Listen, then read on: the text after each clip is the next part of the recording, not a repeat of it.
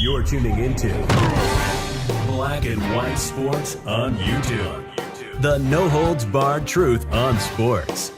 The main event starts. All right, Black and White Sports supporters. Well, guess what? The Players Union actually sent a counter proposal to the WNBA.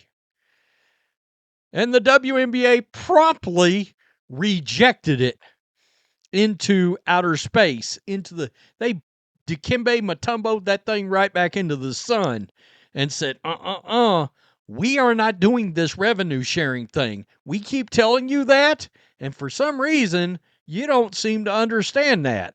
Now, we know they, look, I did a video yesterday, Natasha Cloud going off on one of the most insane rants you've ever heard in your life, just comes out and admits, well, you can just write this off, and you can just write this off as an owner, so we don't care if you lose money. And it's like, okay, but you got to remember that's coming from somebody that their ideology, their personal political ideology is they hate capitalism. You got to remember that. And a lot of these players have that same ideology.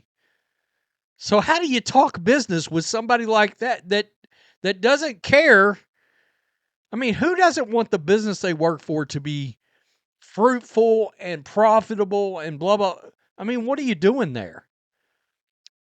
If you're one of my widgets that's doing that, I don't want your widgets. I'm getting some new widgets. All right? Oh, God, here we go. WNBA National Basketball Players Association submitted a counterproposal to the WNBA on Tuesday that included some concessions. I don't understand why all of this comes out late at night. They try to put this stuff out at night because they're trying to tamper down the blowback, and I'm not kidding you. All the news cycles are over with for the day, yada, yada, yada. That's exactly why they do this, so they won't get dragged as much throughout the day. I kid you not. Submitted a counterproposal to the WNBA on Tuesday that included some concessions on revenue sharing and housing, sources told ESPN. According to a source familiar with the proposal, the Players Union is now asking for an average of 27.5% of the gross revenue. Okay, that's not going to happen. Defined as revenue before deducting expenses over the course of the agreement, including 25% and less than a $9.5 million salary cap in year one. In its previous proposal in December, the union asked for the players to receive an average of 31% gross revenue, 28% in year one, and roughly a $10.5 million salary cap. The problem in all this is the word gross revenue. On the issue of housing, which has also been a critical point in negotiations, the players proposed that the teams continue to provide housing in the first several years of the new agreement, but that in later years, teams no longer be obligated to provide housing for players, making close to the maximum salary on multi-year deals and receiving full salary protection. That makes sense. Why should they keep paying for housing if they're making all this money? I mean, it's like, yeah, go out on your own and live your own life. And all we do is we pay your salaries. That's wild. It's wild. WNBA teams are required to provide housing, blah, blah, blah. We're not going through that. So, the WNBA promptly said H to the N. Hell to the no. Hell to the no, to the no. Anybody remember that dude? Yeah.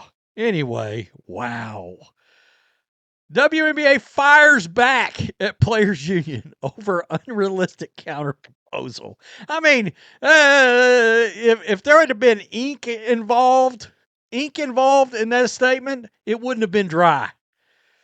And the WNBA swatted this joker down. Adam Silver said, nah, get out, nah.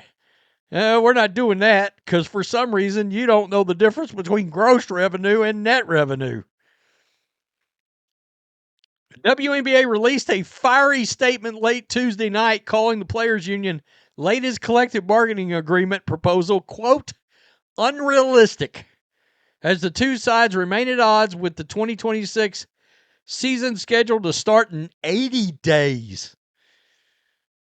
Oh, that's not good.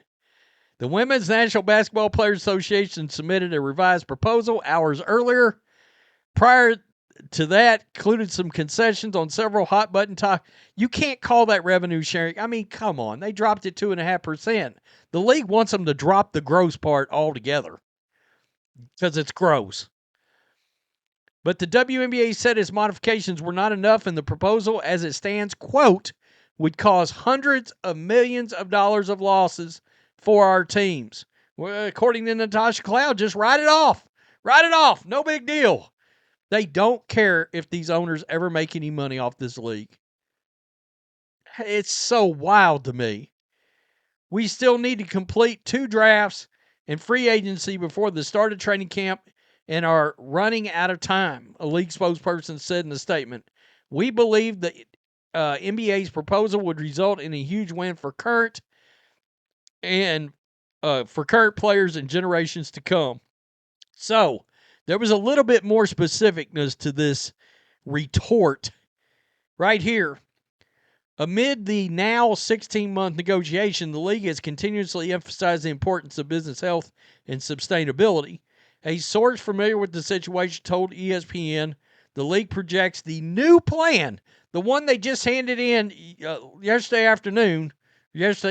night, would still result in $460 million in losses. $460 million in losses. But the player's good with that. Oh, because we think they're cooking the books. I mean, you can say you think the owners are lying all you want. I mean, you can say that, but it doesn't make it so. That doesn't make it true. I don't know what to tell these players. Yeah, it's how do you bargain with people that common sense is right out the door? And again, I don't think all these players believe that. I don't. But I think enough believe it. You've got enough Natasha Clouds in the mix to destroy the whole WNBA season because she thinks unrivaled's a thing. Okay. Because a Seattle owner can just write off the team because of real estate. Let me just keep this going. Yeah, I'd rather have a write-off than a big fat profit check. I mean, bam, right in your eye. Stab yourself right in the eye for crying out loud with a fork. Not really, but, you always got to say not really because there's people dumb enough that might actually do it. Wow. Wow. So as long as they won't break on this revenue issue, I mean, they'd have to come way, way down. Way down. And you keep hearing from certain players, they're not going to cave on that issue. And then you got other players saying, it's already a split. There's already a fracture. The one thing I want to know, is there a world where the WNBA can just be like, bleep it? We'll play with replacement players. We'll play with the rookies. Or they can just put a statement out and be like, you know what? This is our final offer. The players that want to sign it, put it out there. The players that want to sign it can. Instead of doing it, the problem is they're all part of a union, so they screwed themselves. That's the problem here.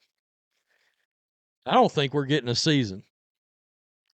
That's the first time now I'll say that and they'll come to a deal at 10:50 p.m. one night in about 3 weeks.